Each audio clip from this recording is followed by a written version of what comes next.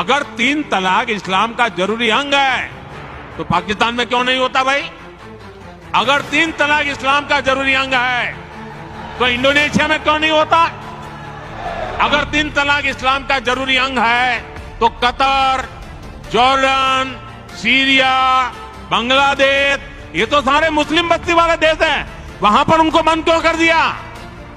मैं समझता हूं कि मुसलमान बेटियों पर 3 तलाक का फंदा लटका कर कुछ लोग उन पर हमेशा अत्याचार करने की खुली छूट चाहते हैं।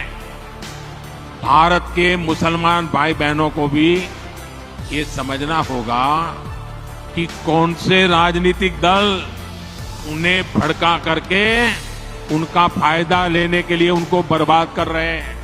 मुझे लगता है, यानी देखिए, हमें थोड़ा अध्ययन करना चाहिए। मुझे लगता है कि जो भी 3 तलाक के पक्ष में बातें करते हैं, 3 तलाक की वकालत करते हैं, ये वोट बैंक भूखे लोग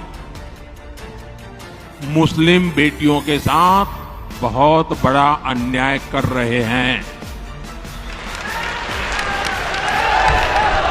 अच्छा, कुछ लोगों को लगता है कि भाई ये 3 तलाक से तो सिर्फ महिलाओं की बात हो रही है। 3 तलाक से जो नुकसान होता है ना, वो सिर्फ बेटियों को होता है ऐसा नहीं है, उसका दायरा उससे भी बड़ा है। आप सोचिए, बहुत ही अरमानों के साथ बेटी को शादी कर करके ससुराल भेजा हो और 8-10 साल के बाद 3 तलाक कह करके उसको कोई निकाल दे, तो उस माँ बाप का क्या होगा जिसके घर में बेटी वापिस आती है? उस भाई का क्या होगा? वो भाई, पिता, सब उस बेटी की चिंता में इतने दुखी हो जाते हैं। इसलिए 3 तलाक से सिर्फ बेटियों को ही अन्याय होता है इतना नहीं, पूरे परिवार तबाह हो जाते हैं, माता, पिता, भाई सब दुखी हो जाते हैं। और देखिए, दुनिया के अनेक मुस्लिम बहुल्य देश, इसका इस्लाम से संबंध होता तो दुनिया का कोई मुस्लिम देश 3 तलाक खत्म नहीं करता। मुस्लिम बहुल्य देश जहां पूरी तरह इस्लाम राज्य है, वहां भी 3 तलाक बंद कर दिया है। मैं परसों इजिप्ट में था, मिस्र में था।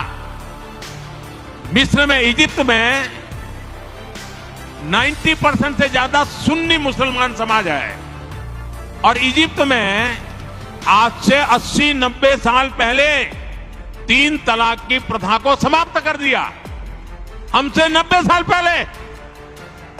अगर 3 तलाक इस्लाम का जरूरी अंग है तो पाकिस्तान में क्यों नहीं होता भाई? अगर 3 तलाक इस्लाम का जरूरी अंग है तो इंडोनेशिया में क्यों नहीं होता? अगर 3 तलाक इस्लाम का जरूरी अंग है तो कतर, जॉर्डन, सीरिया, बांग्लादेश, ये तो सारे मुस्लिम बस्ती वाले देश हैं, वहां पर उनको बंद क्यों कर दिया? मैं समझता हूं कि मुसलमान बेटियों पर 3 तलाक का फंदा लटका कर कुछ लोग उन पर हमेशा अत्याचार करने की खुली छूट चाहते हैं।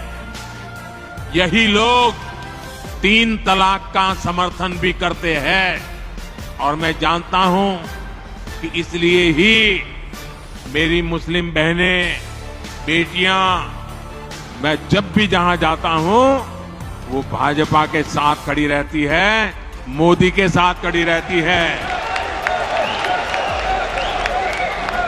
साथियों, भारत के मुसलमान भाई बहनों को भी ये समझना होगा कि कौन से राजनीतिक दल उन्हें भड़का करके उनका फायदा लेने के लिए उनको बर्बाद कर रहे हैं। आजकल हम देख रहे हैं कि यूनिफॉर्म सिविल कोड के नाम पर ऐसे लोगों को भड़काने का काम हो रहा है। आप मुझे बताइए, एक घर में परिवार के एक सदस्य के लिए एक कानून हो, परिवार के दूसरे सदस्य के लिए दूसरा कानून हो, तो क्या वो घर चल पाएगा? क्या कभी भी चल पाएगा क्या? फिर ऐसी दोहरी व्यवस्था से देश कैसे चल पाएगा? हमें याद रखना है कि भारत के संविधान में भी नागरिकों के समान अधिकार की बात कही गई है।